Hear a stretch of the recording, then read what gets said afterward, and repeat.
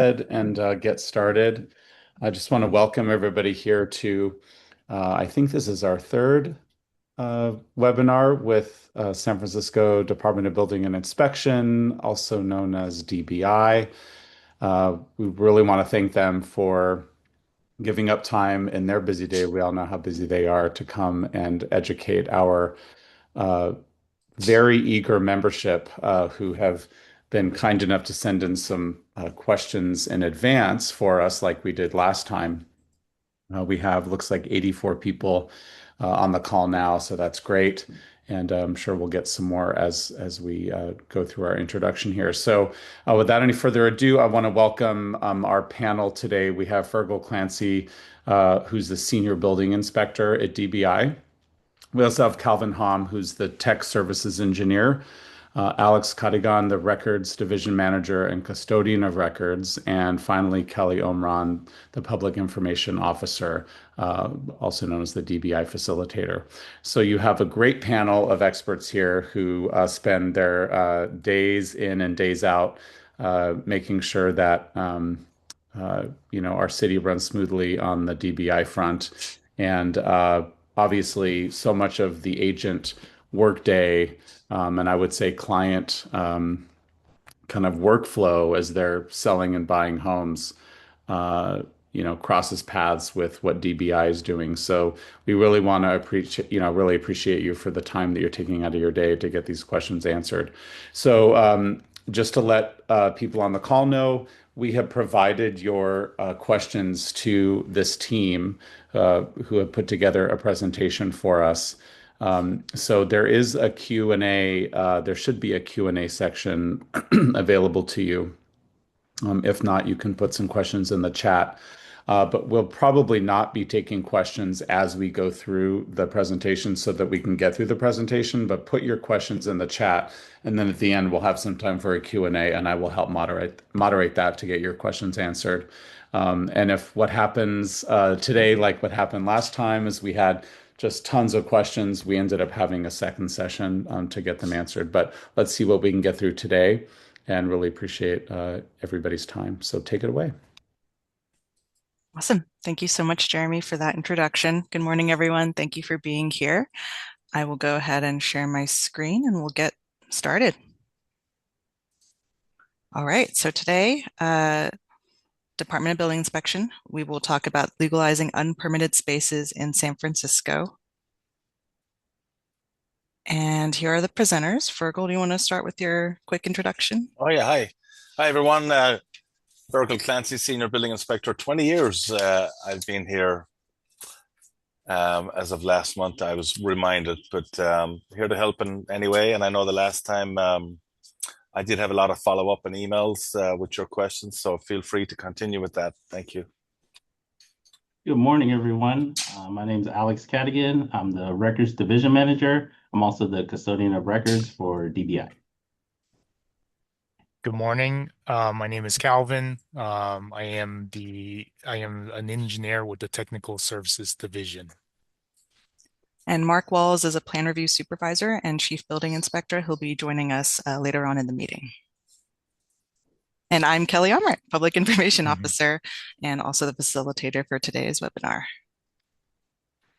So today, what we'll go over is a general overview of who we are, who DBI is, our roles and responsibilities, when permits are required, an overview of over-the-counter permits, an overview of unwarranted or unpermitted spaces, any risks for home buyers, what to do with those unpermitted spaces, tips and quick takeaways, and resources to share with you all.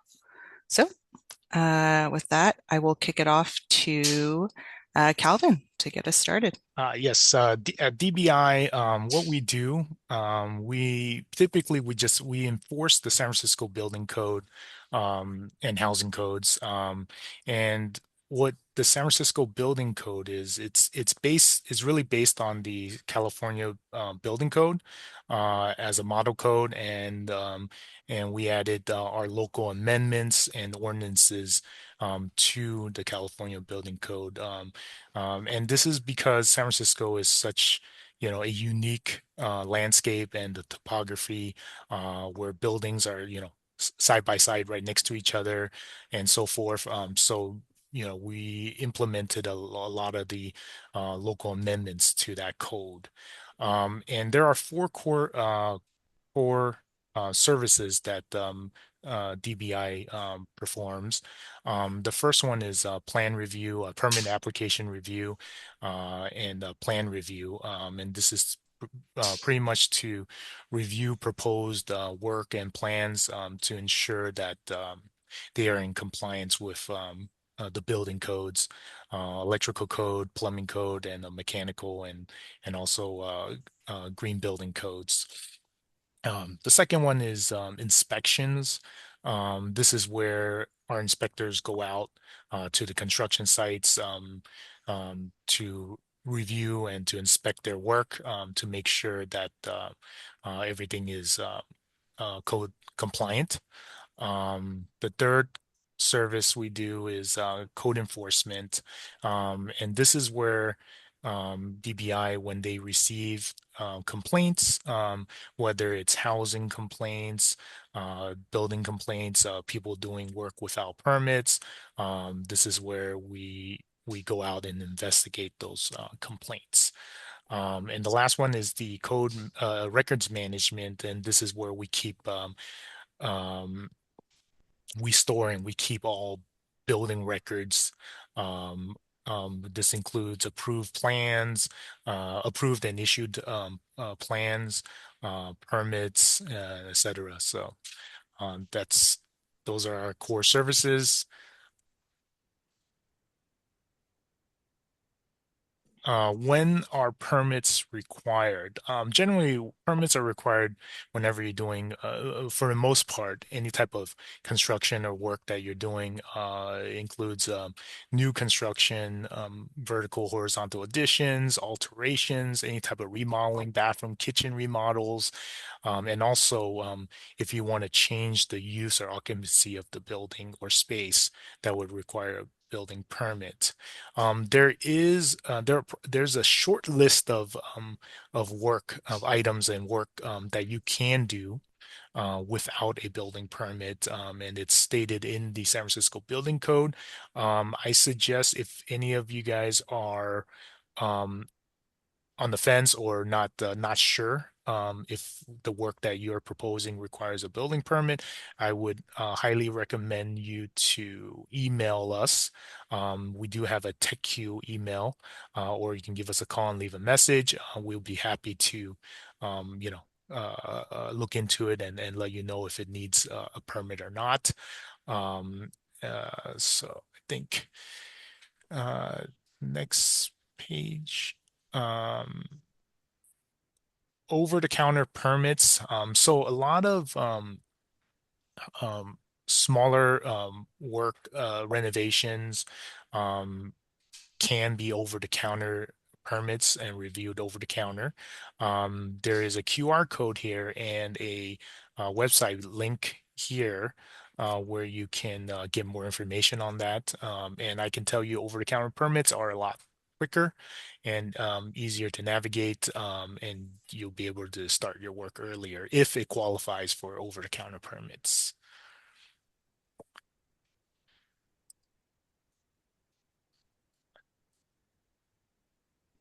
All right. Okay, Virgil. Virgil. Well, what's unwarranted? I mean, it's the exact opposite of what is warranted. I believe we do get a lot, and San Francisco is so tricky. Different parts of the city were built during different times and different owners, and it was sold to somebody who did a garden shed, and then they did an improvement, and then they added some drywall and maybe some electrical, and then a sink, and next thing goes on and on and on. Is that if our records show that we have no proof of documentation of that, it would be unwarranted. We don't like using the term illegal or anything like that, but it'd be unwarranted. And you can legalize it, whatever the space is, and designate it as what you'd like. Sometimes we have exceptions for permits, which are in your yard. You have these little tough sheds and everything, and the height has to be less than 8 feet and 120 square feet total. But it's for tools and something that'll be used for the garden, but a lot of times it's not, and then that's different. So we could legalize it to whatever the condition it wants to be. There would be trade permits pulled, plumbing and electrical if that's associated with it.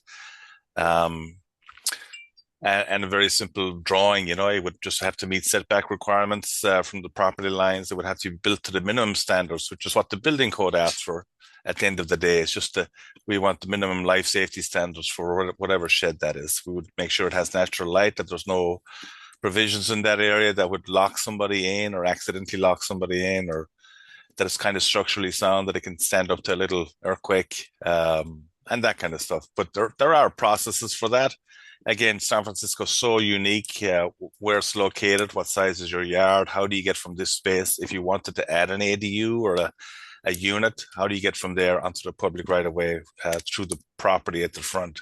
So in a meeting I had with Mark Walls yesterday, it's like this. You can come on down to DBI. We're more than welcome to answer any questions. Give us a sketch. You don't have to give us an address or anything. And we can talk about what we would want to see to meet that requirement and give you the avenues you need, and figure out which avenue you want to take from there. But we can only tell you what you can't do, not what you can do. So you're more than welcome to email us or walk down to our information counter or send an email to the TechQ people. And we can start the conversation there, and we'll try and assist you in every way we can. Subdivided garages, not really a whole lot happens there. What we do get is a lot of rooms down behind the garage, which is fine. More the merrier. We would separate it from the house above. It's very simple rating. It's just drywall. And we would have a path to travel onto the street. You would have your own access. You would go through an address change. You would add a different unit number to that. But it's more common now than it has ever been in the 20 years I've been here. But it's easy for me to say it's a simple process, but for other people, we do have very good information sheets, and we have samples of what's done before, and we have a very good staff down here that can answer your questions. So I'll leave it at that.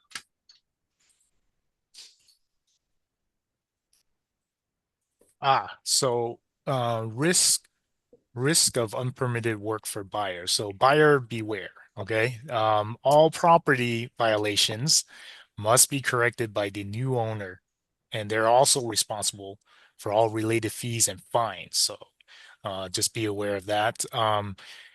Units may be unwarranted to rent or occupy. So you got to be very careful with rental, with having unwarranted units or spaces being rented out. There could be issues down the line with the tenants and so forth. So be aware of that. Also for appraisals, it may fall short of the offer price. So the issue with unpermitted or unwarranted spaces is that while physically they may be there, but in our records and the building records, the square footage and the habitable space may not be counted on that. So you got to be very careful with that. And basically the square footage is where the discrepancy comes, where building records may say a certain square footage, but when you actually measure out the unwarranted spaces and everything, it could be more. So there's going to be inaccuracies there. So very, very important to let your buyers know if there is a difference and why there, and investigate why is there a big difference. Okay. Next. Uh, 3R report. So as you all may know, the SF Housing Code requires the seller of a residential property provide the buyer with the report of residential building record. It's also called the 3R report. So the 3R report contains crucial information about the residential property, including building permit history, along with the status of those permits, and most importantly, the authorized occupancy or use of the property. A 3R report could be requested by either the owner or the agent of the owner. And we have made it available to be requested online via the link shown or in person in our office on the fourth floor or through an application mailed to us with a check.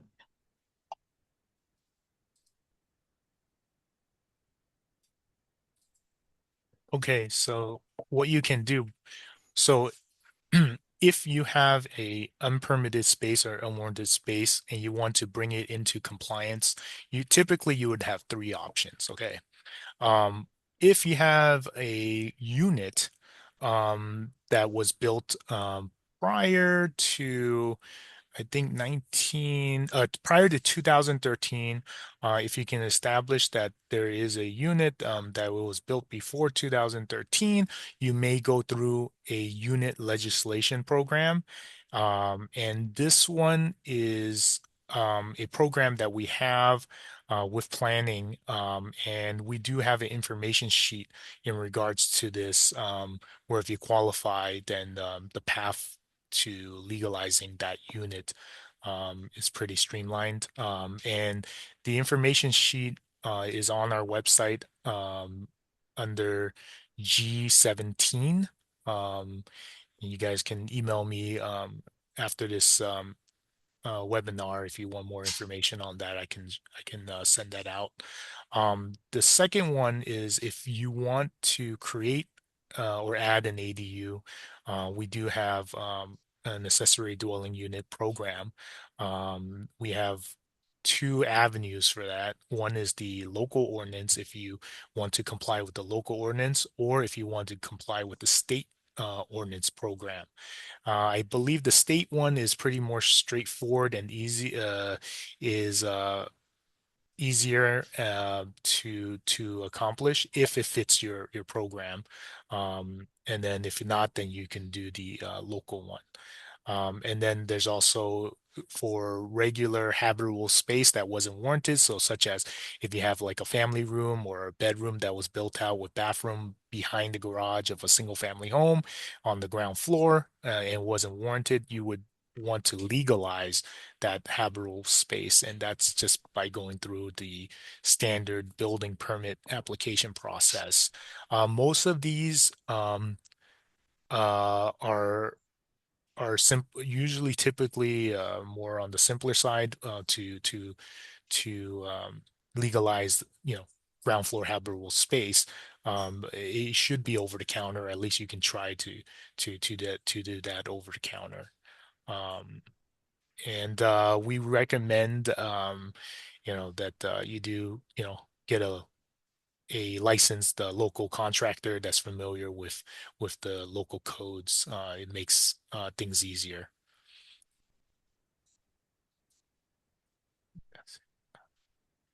Couple of important ADU code requirements. There is a long list, but these are three main ones that I think you guys would want to know.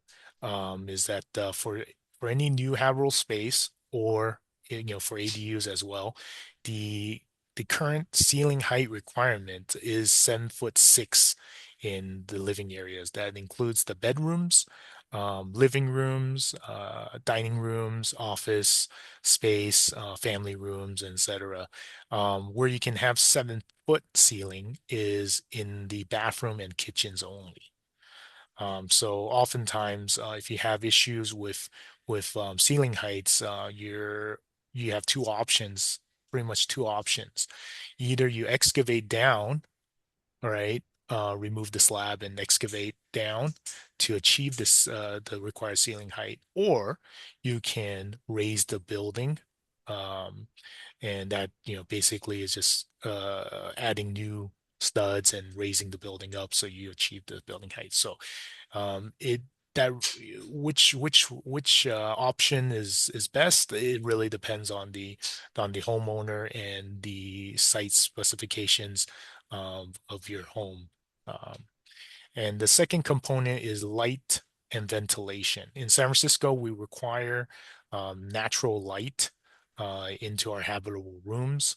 And this can be done via windows, um, or or glass doors, sliding doors or patio doors that open out into a rear yard, or into a light court. Bear in mind that the light court needs to have a specific size to meet the natural light and ventilation requirements.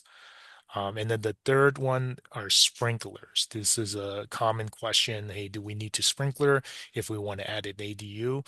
It really depends. For most part, for single family homes, sprinklers would not be required if the existing, building is not sprinklered. It's actually a state ordinance that we cannot require sprinklers. However, sprinklers may come into question if it needs it for egress purposes. If some other part of the code triggers the sprinkler system, then you may need to, provide sprinklers. I would suggest, if you're in wanting to do an ADU of some sort, hire a licensed architect or engineer that's familiar with San Francisco. They should be able to help guide you with your decisions. Also, just keep in mind any vertical addition to above 3 stories will typically require sprinklers in San Francisco. And just to add to that, Calvin, Hmm. North Beach is an example. We might have a lot of Yes. six unit buildings, 4 stories, and then you'd have a garage that nobody can park in. That Right. garage would be turned into an added unit, so you might go from 6 unit to a seventh unit. Right. A sprinkler would be required just for that area, Yes, and that is true. nowhere else. So That that's area and the path of egress travel. yeah. Yeah, yeah. But We have some information sheets on that, and those I didn't touch base on those because it's really case by case. yeah, If it's an R2, meaning 3 units and up, it's usually case by case, and we have to kind of plan check it to determine if it needs sprinkler systems. Most likely it will in the area of for the new unit, and the egress path of travel is most likely that is the case. Yes. Um, this is me, right? Tips and takeaways for homeowners. So this is just, kind of general tips. You should always tell your client and the buyer to check the permit history and records before making an offer. And then also never assume that a space is legal. Oftentimes there's been unpermitted work where they, add insulation and sheetrock and do electrical work in a space on the ground floor without a permit. We see it all the time in the Sunset, in Richmond as well. Um, Also, if you are looking into adding an ADU, you should look, figure out what program you want to use. Either it's a state, a hybrid, or the local ADU ordinance program. The planning website has a good source of like I think a chart of requirements for each program and what you have to comply with. So I would suggest going over to the planning website for and searching for that. Always try to hire a licensed architect or engineer that's experienced in San Francisco, and in particular has done ADUs in San Francisco. San Francisco is very, very unique and very different from other jurisdictions. Oftentimes, we do see designers from outside, and they're not familiar with San Francisco ordinances and San Francisco building code, and that really, really delays the project and the plan review, and they end up, getting something that they don't want. So we really encourage you to hire a good architect. Permit fees, they typically would run about 6 to 9% of the construction costs. Um, and also legalization obviously can increase your property value. So, um, you know, uh, that might be incentive for some of the buyers. Thanks, Calvin. We want to share some resources that could be helpful for you all, including our over-the-counter permit page, request a 3R report page. And if you can't scan the QR code quick enough during this meeting, I believe Jeremy will circulate a recording of this meeting for you to scan later on. We also have our how to build an ADU page, a checklist for single family and multifamily homes and units, an ADU resource guide, ADU information sheet. And thank you. If you have any additional questions after this webinar is over, feel free to email at us anytime at techq@sfgov.org. But I guess, Jeremy, we're ready for the questions. Okay, great. Well, thank you for that informative and very clear presentation. Okay, so let's see. I'm inquiring about a previously approved ADU permit that has since expired. Can the permit be reactivated using the existing approved architectural and engineering plans, or would a new permit application and plan review process be required? If a new application is necessary, can the previously approved plans be reused, and what updates would be required to comply with the current code requirements? I can take that one. Yeah, sure. I mean, it's case by case. If there was we can recommence permits that were active if the work had started. No new sets of plans, no new approvals. You just follow the code. You know, the code changes every 3 years. Now we're moving that to 6 years. But we have a very simple process. We would file an over-the-counter building permit application to say recommencement of work previously approved under permit application. Boom, boom, boom. And we would put a value of the work that's remaining. So let's say someone started the work, they did a bit of plumbing or electrical. We would look at that case by case, and we would put an assessment on that to say, well, if it was, $40,000 worth of work, we'll say there's $30,000 worth of work left. And that new permit would continue the originally approved permit. If the work had never started and, San Francisco is a living, breathing thing, and things change day by day. And sometimes there's issues that come up, monetary, health, whatever it is, and the work never started. We can also apply. Again, you would just go through the same process. We would return fees that are applicable to the original permit, inspection fees, but not service fees, and streamline that process to get back on board again to continue the work or get your issue taken care of. Great. Thank you for any other additions to that one? Okay. Next question. Over-the-counter permits will be required to be submitted online this month, right? I'll take that. So we are transitioning to a new program, software, or it's OpenGov. And I believe there are certain permits that you can do online. And currently that would be windows, doors, and siding permits, and also a few re-roofing permits for R3 occupancies you can do online. Bathroom and kitchen remodel, I believe it has not started yet. I think they're still working things out with that one. But for the most part, I think the links right now are only for window siding, doors, and re-roofing. Everything else will be still paper, over-the-counter paper, and in person for the time being. And Yes. Kelly, do you have any updates on that one? Yes. Starting on June 22nd, re-roofing signs and awning permits are moving to the Permit SF OpenGov portal. Okay.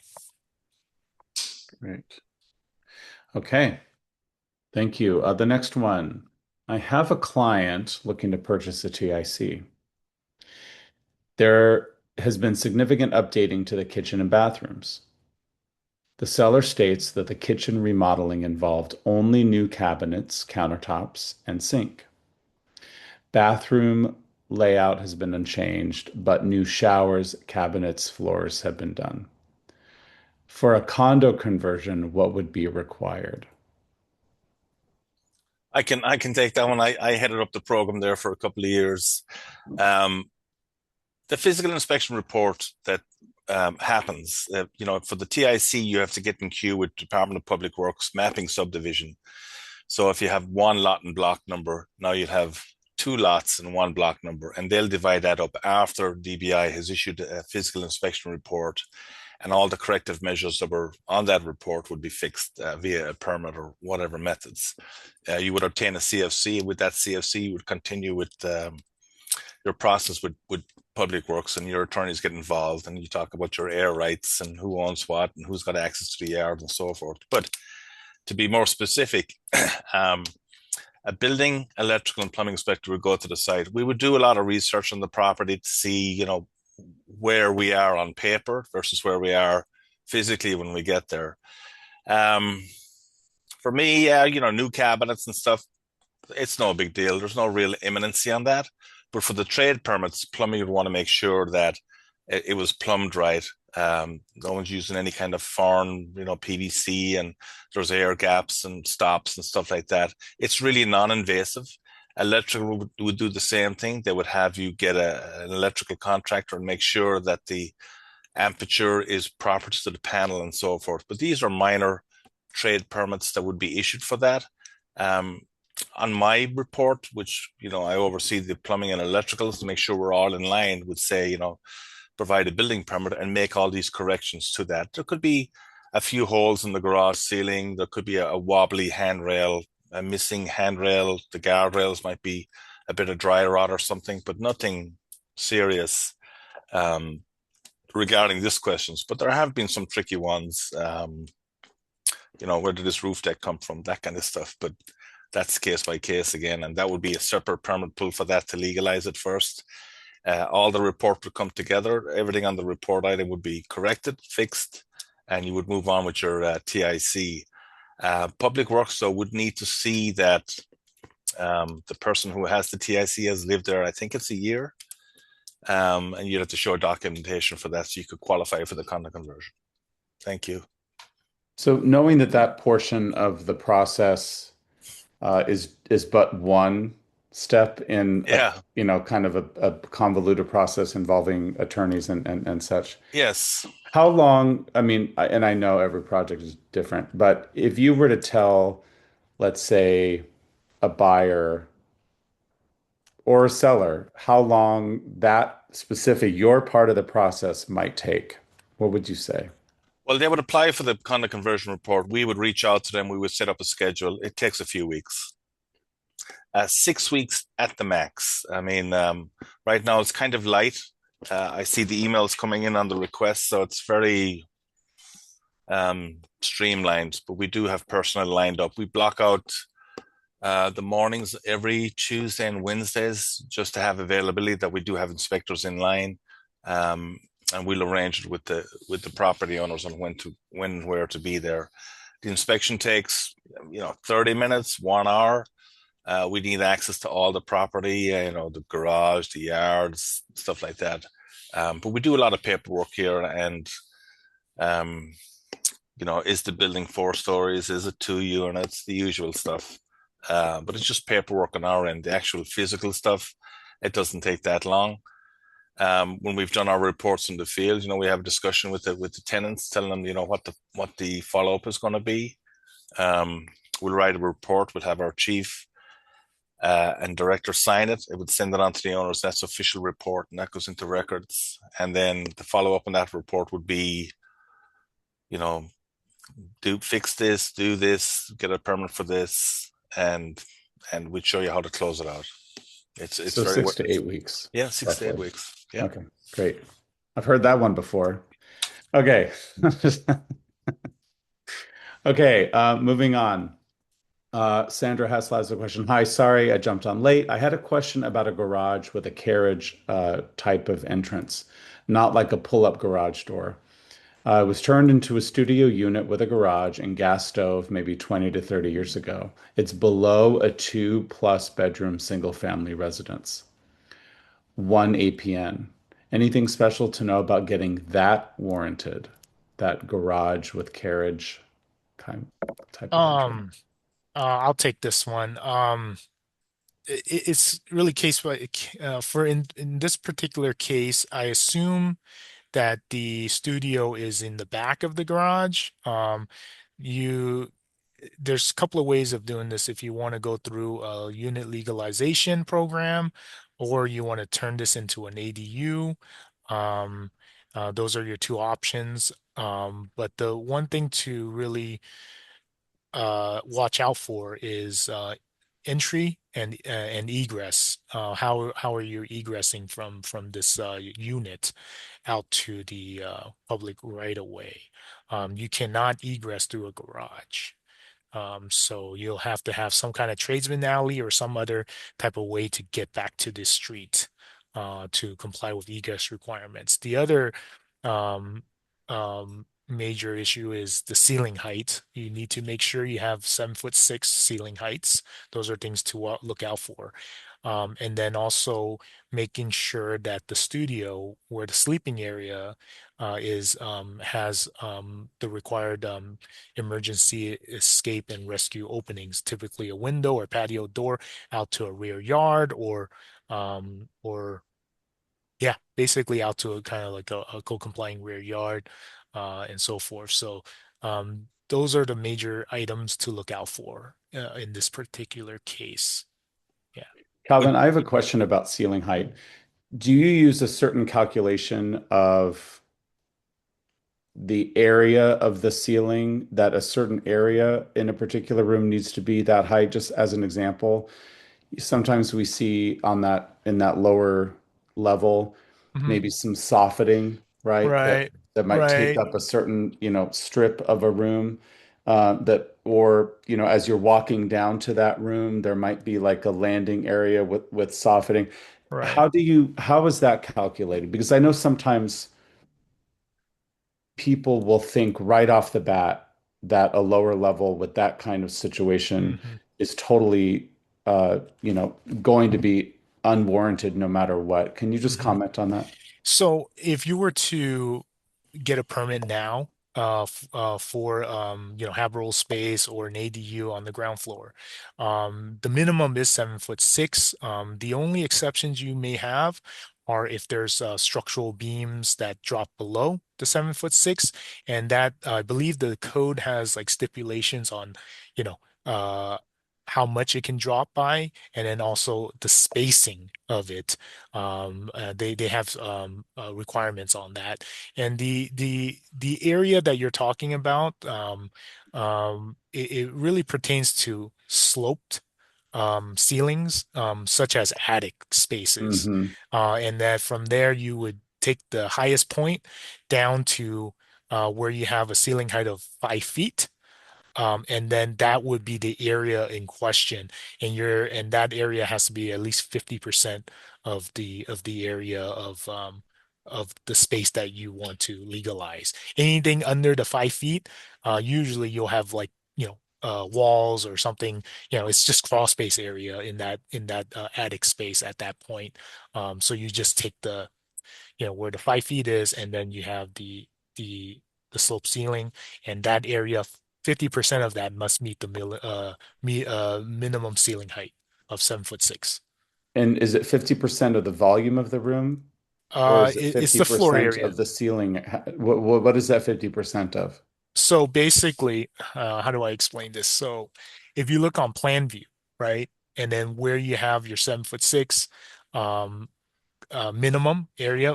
Usually the pitch would be much higher, maybe 8 or 9 feet, right? And then at some certain point, you hit the 7'6", right? That floor plan view area must be 50% of the entire down to the Got it. 5 foot area. Yeah. So it's the area of the floor in that room underneath those points, Yes, underneath those underneath heights. those points. Yes, yes. Great. That's Yeah. very clear. And most of the time when I guess you do have people legalizing habitable space in the ceiling area or the attic areas. That's usually not for an ADU case, but for certainly if you want to add dormers and expand your home, get another floor. We do see those a lot too. Okay. And just to add to Calvin's, there are other exceptions for protruding objects. You might have a light fixture or a sprinkler head or something like that. That's 80 inches. That wouldn't be taken into the factor of the total room area, but we do have minimum room sizes, 70 square feet, 120 square feet. So if you have that, everything outside of that wouldn't be calculated in the factor. And if you do have a slope or a soffit, again, you don't want to bang your head off it. So that's why these minimum codes are there, that nobody's walking around here with the lights off, hitting their heads off coffered ceilings and soffits and stuff. So we meet the minimum dimensions for the room size, and then we calculate out the factor of the structural beams, like Calvin said, 4 foot, I think it's on center or something like that. I'd have to Yeah, guess, but I would Jeremy, imagine. your background would kind of show how. Yeah, Yeah, it's perfect example. They're usually about four. I think the code says 4 feet on center. yeah. You're right. And if that drops below the 7'6", that you know it, we will look into that. There are stipulations for that as well. Okay. Great. Thank you. Okay, next question. Can you walk through the fine process? Sometimes a buyer buys a property with unwarranted space that they inherited during the sale. They want to do the right thing and legalize it, but then they're often scared to bring it up because they don't want to be hit with a big unknown fine in addition to the code required changes that are required. Yeah, we we don't find. I've never find anybody, or I haven't heard of anything recently in the building department. We're very forgiving. We understand people buy properties unbeware, and putting penalties on people is just it's not very nice to do, and I can't imagine us doing something like that. If you do get a fine by a mistake or something, that can be appealed and that can be waived, but it's rare. Usually, we find people that are part of the problem, that are causing the problem, and that's really an incentive to get something done quicker rather than later, and try to defer it and push it back. We're not really um, putting anybody under pressure, but the fines do, and the follow up at code enforcement and directors' hearings and referral to the city attorneys and stuff.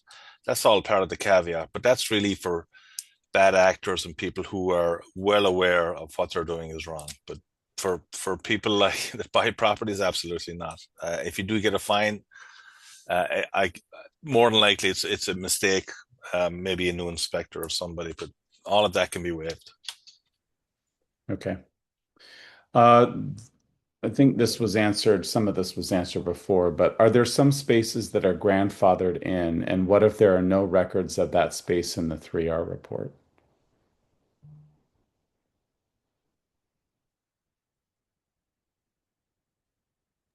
Virgil, you're muted. Unmute.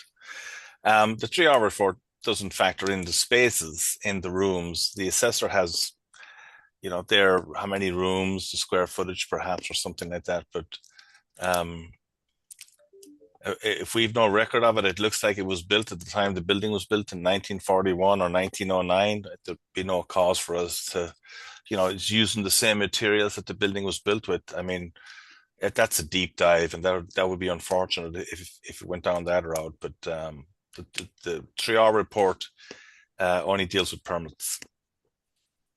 Okay. What if you don't want to legalize your in-law and you just want to remove it? I'm not sure what this question is really getting at. Yeah, that's going to be difficult with the San Francisco Planning Department. If an application came in to revert it back to a single family home, there are rare occasions. It's where it is actually inhabitable. That somebody rented that out. It doesn't have ceiling heights. It doesn't have egress. It doesn't have a way out onto the street. You know, it, that would be a cause for it to revert it back to a single family home. I really don't see a whole lot of that. But what I do see a lot of this are people who do try to get rid of it and revert it back, and it's a difficult process. But that's best answered by the San Francisco Planning Department. They actually have a very good website on that, and the typical cases and unjust cases. But that would be on their website and best answered by a planner. just to add on to that, if somebody did buy a property or let's say they had a place in the Sunset and there was a that in-law level was built out to some degree, but clearly unwarranted, and they wanted to take it out, is a permit required to take that out if they are dealing with electrical and plumbing and structural? Like what's necessary there? Absolutely. I mean, it's it's any kind of alteration to an existing condition, even if it wasn't permitted in the first place, doesn't give you the right to take it to revert it back without permits. We want to make sure that the building is safe and secure, that any wiring or plumbing or anything has no ill effect on the habitability of what's going to be remaining. So yeah, it's always a permit for that. And to do it without permits, then you're just adding to the mess that the property was in the first place. And maybe not today, maybe not tomorrow, as Humphrey Bogart said, but sometime soon somebody else will buy that property and is going to be handed that headache, and the headache will continue. Thank you. Okay, if selling a property, hold on. How much would the city know if, for example, a two-unit building were converted to live as a single-family home? And what is the jeopardy for the potential new buyer?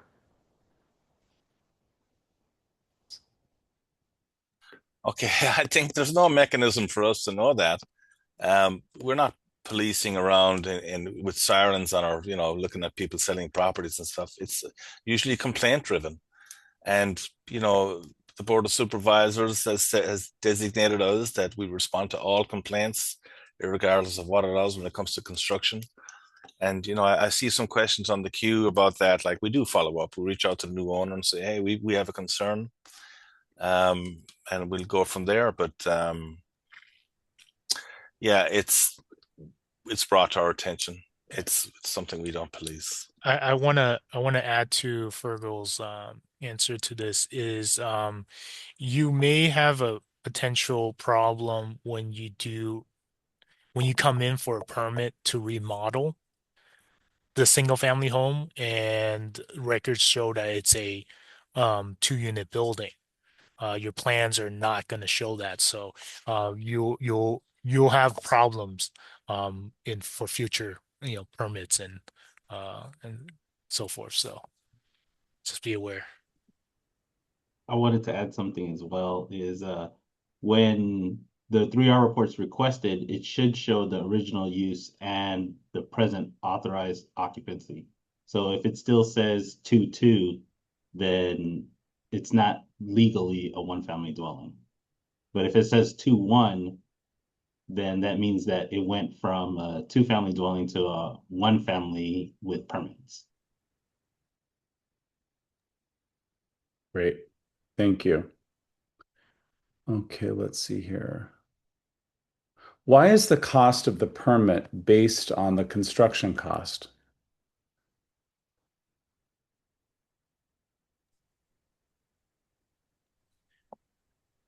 That's above my pay grade.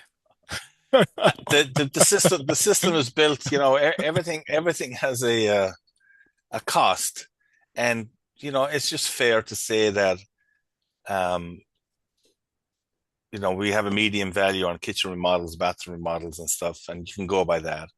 And whether it's in Russian Hill, Pacific Heights, the avenues, Mission, anywhere, the cost should be the same.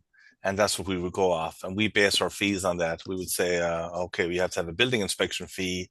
The building inspector has to go out there and such.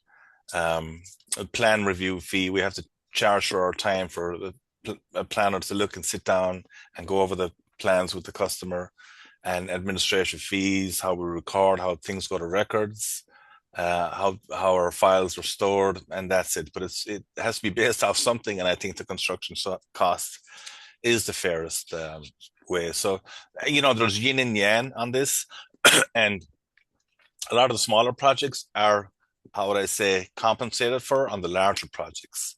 So our department is self-funded based on permits. So the bigger projects, the arenas, the high rises, and everything, compensate for lower costs, so we can reduce our costs at the smaller ma and pa level, and I think that's the fairest we can do. Also, just be aware that when you say permit cost, there's the permit cost, but there's also a lot of like in certain cases there might be impact fees. San Francisco Unified School District has a fee for new habitable spaces above 500 square feet. Um, Planning has their own fees, and PUC may have their own fees. So it's what you see at the final is not just DBI's permit cost, fee. It's a total for all the other departments and any other impact fees that the project may need. Or yeah. Thank you. Okay, what is the process or checklist in selling a home in the city from your perspective that has a notice of violation attached to it? It's Okay. probably a list of Yeah. considerations, or maybe there's something that I mean, you all could produce to kind of help us guide ourselves as yeah. agents and clients through just considerations. Is that something that you have or that you could develop? I mean, we're not stopping people from selling a property that has an active enforcement case or a violation on it. You buy what you buy. It's a car with three wheels. You've got to get the fourth one somehow, and the violation could be something old and it should have been closed out, or it's inactive and it's just something, or if it's current and it's buyer beware, and then that new buyer has to deal with that. You buy the headaches when you buy the property. That should be a t-shirt that you could DBI. You buy the headaches when you buy the property. Yeah, but there should be another T-shirt is that we can fix your headaches. That's in these walls where we work are the answers to everything that comes to this permitting and legalization and unwarranted spaces. And that's what we're here for. We're public servants. So. Okay. How long are the permits for ADU expired? From apply to get permits, how long it takes? I'm not sure what this is asking. Um, I think I can re-ask that. And okay. the timeline on a permit currently is based on the value. So anything from $1 to $99,999 gives you 360 days or a year to do the work, and so forth. We also have a timeline when the permit applicant comes in and sits down and they hit the ball over the net to us, and we look at the plans and we have some concerns and questions. Can you answer this? And can you draw this? It goes back. The clock is ticking on that. And then the clock, once the permit is issued, the clock ticks again on a new clock, which is the permit expiration. And we're working on a new system to continue that to make it easier for our citizens. But for now, it's based on a value, and the majority of them are a year, and the next category probably up to 3 years. But having healthy inspections, if you do run into snafus, contractor issues, God forbid, whatever it is, we can extend the lifeline and the life term on that permit application by just paying for extensions. And you're only paying a small extension fee, not the whole cost again. So. Okay, thank you. For TICs looking to condo convert, is it okay to wait until the official DBI inspection, or is it better to get ahead of it? I have clients who have cosmetic work done and windows replaced without permits. Okay, I'll take this one again. I've done physical inspection walks while there are current permits even active, even for additions. Someone wants to put a new deck. I'll document that in the report that there is currently at this time a permit issued for a kitchen bathroom remodel, a new deck, whatever it is. It doesn't really affect that. We don't have to say everything has to stop. You have to roll out the red carpet. Nothing like that. It's common sense. We can manage that easily. So don't be shy. Okay. So kind of getting back to the case by case aspect of this.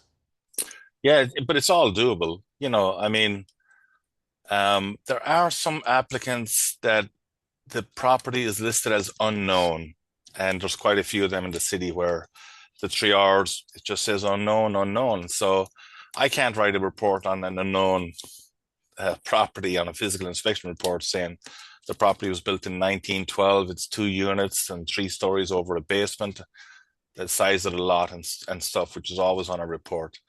Um, we would have to get a unit count verification on that, which is a separate process.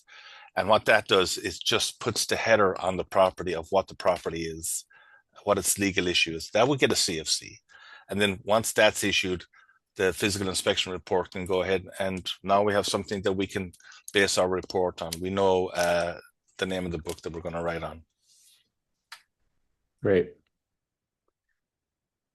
Okay. Let's see here. I had a client who got permits to excavate her basement in 1995. She did the work to code at the time, but never closed the permit because at the time the building department was worried that she was adding a unit, which she was not. So she didn't bother to close the permits. Yeah, I've renewed permits going back to 1995 plenty of times. The math is there. We would if you lost your records of the plans, we have copies of them. If you lost your records of the history of inspections out there, we have them. If the work was done and all you were doing was waiting for the final sign off, we would renew the permit for $1. You'd have to pay the administration fees. I think it's probably like $218. I'm guessing 215 overall to schedule a fine. We would come out. We would look at the original plans, the way it was built. A building inspector would write a CFC for the additional spaces that were added. It's fairly regular. 95 is it's no different than any other year. Why did the 3R fee double in price? That just went with all the fee increase. So it kind of was proportion to the fee increase. I know that there wasn't a fee increase from around 2012 to 2019. So it had to play a little catch up to keep in times. There was actually a fee decrease from, I think, in 2017. Okay. Let's see. What is the difference between habitable space and an ADU? Um, so habitable space could be just, more area space to your primary living area. Could be adding a bathroom, could be adding a family room, a media room, another some kind of office space in your primary residence. For an ADU, ADU is an accessory dwelling unit, so it's a standalone alone unit. And then so it has its own cooking facilities, bathrooms, and separate entrance, and so forth. So that's the main difference, right? And That, can Mhm. you just comment, building on that, what makes a junior ADU junior? A junior ADU is a junior ADU can share common spaces with the primary residence, and usually is the owner either using it or lives in it, and then they kind of share the a kitchen space or even a bathroom. Junior ADUs are usually restricted in certain size limits. I think it's like 500 square feet. But you may not necessarily have to have your own entrance to the JADU. You can probably enter through the main entrance and share the common space to get to that JADU, I believe. Yeah, Okay, yeah. great. If there's a separate rear office structure with a bathroom in a two-unit building, and that separate rear office structure is not listed in the permit record or planning history, would that prevent the unit would that prevent the unit building from being converted? Would it prevent the building from being converted to condos? Uh, okay, it would be on the report for sure. And again, we would ask for a separate permit to warrant that space in the backyard prior to us. You know, when the physical inspection report doesn't go on the front structure versus the rear structure, it goes on the property. So it's, 25 feet across by 75 feet long, and anything inside them boundaries is looked at. Um, so it's no different than, where did this roof deck come from kind of stuff. It just happens to be a structure in the yard. And it's, again, what do you want to do with it? Do you want to just legalize the structure? Would have to meet some planning code requirements for height, building code requirements for volume, and just to make sure it's kind of structurally sound. And what's it being used for? An office is not habitable, but it just needs the bare building bones of, you call it a workshop, something like that. But it would have to be on a set of plans and a permit just to legalize the structure. Okay. Can you quickly comment on something that I've seen a couple times when there's an application that is created to call a certain spot, let's say an office, or I haven't seen workshop, but let's imagine that. And then in the process of finishing up the work, or after they finish the work and the property is being marketed, that space is marketed as something else. But on the 3R report, it's maybe not habitable space per se, right? It's not meant to have a bed in it. Can you Yeah, comment yeah, on that? yeah. It's. I wish San Francisco had 30-foot wide lots and not 25-foot, because it's like you're trying to put a 10-pound sausage in a 2-pound casing. And then when you're left with the middle of the structure, you don't have egress. You don't have a light well that's not considered a court. I can't get out of that room. There's nothing else I can do with it. And this is true a larger remodel, moving walls and stuff, that you're left with you have buildings at the front, you have neighbors at the side where they're up against you, you have windows at the back, you might have fire escape access or rear yard access and egress windows, but the middle is the middle. And you're painting yourself into a corner here, and you're left with a room that doesn't meet the requirements for a bedroom. And yeah, we would allow it as a den, an office, something like that, but we can't designate it as a bedroom.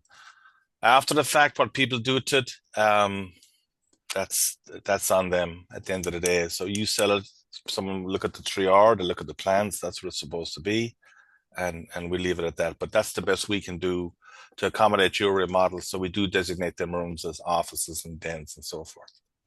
So the advice is to make sure that buyer agents, well, I would say sellers are really aware of what they're doing, and that buyers and buyer Yeah, agents are we don't scrutinizing that 3R report. we don't put the market on that. We don't say it's SPF 50, just for marketing purposes, but we call it what it is to meet the bare minimum building codes. Okay. Okay, in the event that you go through the process with a contractor to legalize space in the garage, and when it comes time for the city to inspect the work, it's determined that it just won't be able to be legalized, what would the response be from the city? Now that you know something just can't be legal, would you then force it uh, all to be removed? I think their question is when they come in for a plan review, and we find that it doesn't comply to code, then what do we do? All right. I think that's the question. So, um, in this case, it depends. If it's a space that they added sheetrock and finished it and wanted to use it as a additional living space, a family room or whatever you want to call it, and let's say they didn't have the ceiling height, they had under 7 feet. So by code you can't, right? So you would then the solution would be either your solution would be you would have to raise the ceiling height, either raise the building or lower the floor. And if that's something that the owner does not want to do, you can apply for a permit to remove that, what you did before and keep it as storage or uninhabitable space. Now, that works for just regular spaces. If it was a illegal unit, that's a different story. Unfortunately, removing a unit, whether it's permitted or not, is very difficult in the city, and so that's something that you would have to work with the planning department to see what your options are if you can remove it or not. And it's very difficult to remove. So your only choices may be to try to legalize it the best way you can, which is digging down for the ceiling height and making sure you have the right egress components and emergency escape and so forth. So it could be costly. So And, it also sounds like in this situation, what the advice that this person got from the contractor wasn't maybe maybe right. It wasn't the should best be, well, it advice, should be right? with an architect, if anything, a licensed architect, that knows the building codes. Sometimes contractors know building code too, but they should have known ahead of time if it can be done or not, before they move forward with plans and trying to get a building permit and so forth. So yeah, Hmm. yeah. And if there is a situation where an architect and a client were stumped about something, Mhm. is there a world where they could engage Oh yeah, DBI yes. very early in the process rather than waiting? Yes. We have multiple avenues. One being technical services division where I'm part of. You can send us an email to TechQ. We can kind of look at certain things and give you some pointers or answer certain questions to a certain point. If it's more complicated and it's not clear in the code, it can go either way. We offer a pre-application meeting where we kind of dive into the code and put it in with a pre-application meeting. It's in writing, so that when it comes into plan review, you have a document saying that this is what DBI, the department, agreed to. With fire, if fire was in on it as well, that's in the document, and usually we'll go by that. Um, so Because you would think if you're going to go through the trouble of doing all of that work and you intend to do it legally, why right, not right, not, why put the cart before the horse?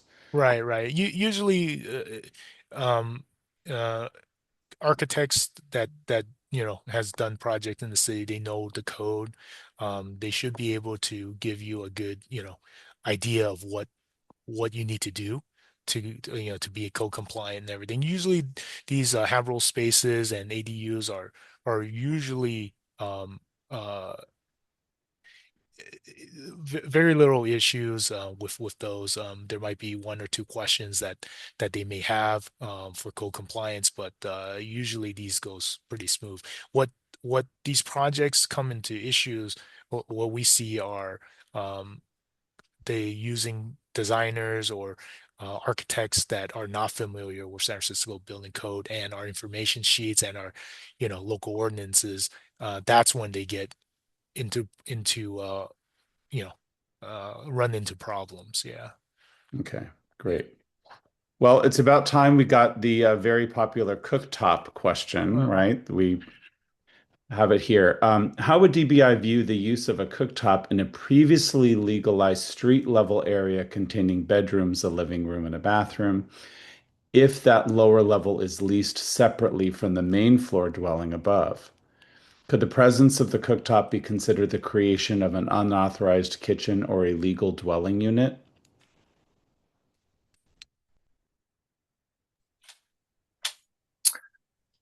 Yeah, the planning code, the zoning administrator has a recent decision on this, and we do see, major remodels now where the rooms down, part of the same unit, are allowed a separate cooktop, two burners maybe, something like that. But that's a planning code requirement. Um, but the planning code definition of a unit has changed versus the building code definition of a unit. The building code definition of a unit is, you have to have a space that provides heat for so many hours a day, 68 degrees, measured at 3 feet for 13 hours a day or something like that.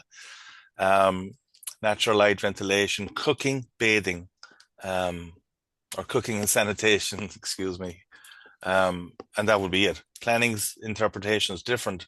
Uh, they do see actually units now without cooking that they would call a planning code would consider that a separate feature to the main feature of the house. But um, again, they have a very good website, and all the zoning administrators recent, not recent, but about a year ago, it keeps evolving, and it has to do with public interest and stakes and shareholders and so forth. But they have their interpretations modified on this. Okay. What is the city's take on a 1916 build, a bungalow with less than 7 feet 6 inch foot height? Will the new owner have to update that? I would imagine not. I mean, I'm not savvy to the 1916 building code offhand, but the San Francisco Public Library has all our building codes up there. It's a fantastic resource. Um, After the 1906 earthquake, the codes were dramatically changed in San Francisco. Anything built after that, they were called ordinances at the time. And it was all about rear yard setbacks, fire escape access. How can the fire department show up to a property that's kind of landlocked and get through the back and up and so forth? Um, for example, even in today's standards, what they have on the East Coast, boo, ceiling heights are different than what we have on the West Coast. We adopt a model code, which is the California building code. There are other codes on the East Coast and stuff that they adopt, but their ceiling heights are different than ours. It's inches, but it's different. But 1916, built in 7'6", sure. Yeah, I mean, if it was allowed at the time, it's allowed at the time. We enforce the existing building code. We have nowhere within our rights to go into a property and tell them you have to bring this up to code right now. Only on certain things. Seismic, if you're taking 2/3 of your walls out on a remodel or something, we can have you put a lateral design system into your house. It's usually shear walls with a bit of foundations and stuff, just to make sure that's that. Any ordinance like a wooden ladder to a roof, if we saw that, we'd say, take it off. Years ago, it was smoke detectors and carbon monoxide detectors, but now that's state law, thank God.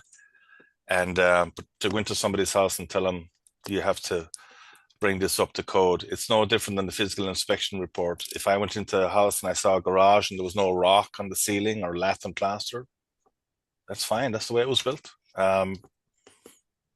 No comments on that. It's just that's the existing building code, and that's what we enforce. Okay. Okay, great. I think this was answered earlier, but I have a client with an in-law apartment under his house in the Sunset. It's zoned RH2. The living room is 7'6", and the bedroom, but the kitchen and bath are 7 feet. It looks original. Can he legalize it? I think you already said that's legal, right? Um, Can they legalize it? Yeah, they can try to legalize it. There's different paths. I don't know if they want to do it, legalize it as an ADU or legalize it as a unauthorized dwelling unit. There's different paths to it. But when you do, there's other code, requirements such as light and air, um, and egress, occupancy separation between the two units. But it looks like the height is there. You got the right height, then you just have to comply with the rest of the code. Okay. I hope that answers the question. Yeah. Okay. I'm representing a seller, a trust, who has an inherited building with an unpermitted unit that is collecting rent since the 90s. DBI had seen the unit previously, but there isn't a notation on the 3R report, only that an inspector saw the unit. The building is a permitted duplex. Should I just disclose such to the potential buyer and agents? Again, the 3R is the dictating factor on this, what the building is authorized use is. Somebody saw something doesn't make it legal. That's unfortunate, but it's not like a rapid evaluation after a flood up in Sonoma or something where the inspector saw there was rooms on the ground floor and at that time. But I mean, this is no different than anything else. Mm-hmm. The 3R dictates what the use is. If you want to dispute the report, there are avenues you can take. It's difficult, but you're well entitled to dispute that. But you know, back in 2014, I think we amended the loss of dwelling units, and it's very hard to take them out. They're protected because of tenant displacement and so forth. The rent board got onto us. We signed an information sheet or a bulletin at the time about, who's there, where are they now, how are they going to move back in? They're protected, so that's why it's difficult to do that. Okay. How does one reclassify a legal permitted room down from a family room to a bedroom? It has an egress to the backyard, public right of way, and is 8 feet in height throughout. And might this trigger a reassessment with the SF assessor recorder? So I'm gonna try to answer the first part. It seems pretty easy. Uh, you just got to make sure that your egress or the EERO rescue opening, the window or meets the size requirements, and the window is large enough to provide adequate light and ventilation, which probably whatever's existing there should have met the light requirement for the family room. But you just need to double check that. And then when they say backyard, public right of way, um, public right of way means to the street. So if it if the backyard or the rear yard is enclosed by other yards and so forth, like with fences and everything, that is not the public right of way. We do offer a local ordinance, no, I'm sorry, equivalency.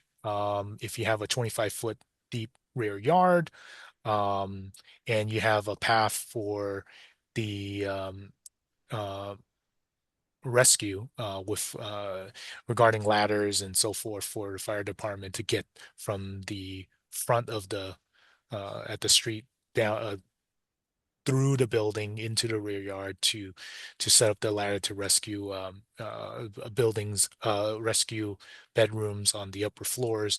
Then you know you should be able to get a permit for it.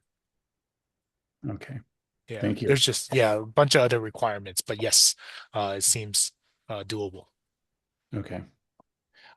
In the situation where you want to combine a two-unit building into a single-family home, or let's say it was already done, can you do this legally now by adding another unit, even if that new unit is smaller, like an ADU or studio unit at the back of the garage?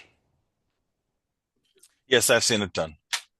Again, the planning code would document the legal unit size. We're not going to say whatever's up here has to go there. You just have to meet, again, minimum size requirements for dwelling units. It's not that you can't change a dwelling unit to an efficiency dwelling unit where you're going to reduce the square feet down to 220 square feet. But we see people, they take the top two floors, they move a unit into the basement, and it meets that size requirement for a dwelling unit.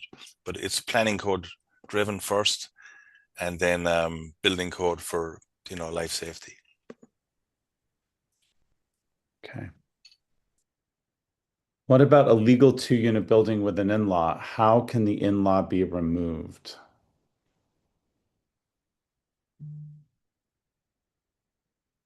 Well, again, it's the in-laws. If it's a separate unit that's rented to somebody and so forth, it's difficult, tenant displacement and so forth.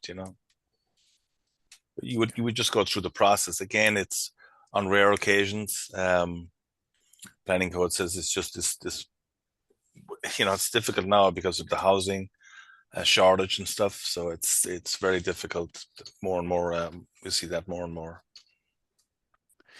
In a, let's say, kind of an average kind of process, how long would it take for an ADU application to go from application to fully processed?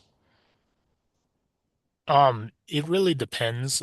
We actually do have these as priority. There is a shot clock of 60 days to get it approved or disapproved. The owner or the applicant can opt into that shot clock. Um, if they opt out, which most of the time they opt out of, it really depends on how quick they can turn around the response to comments.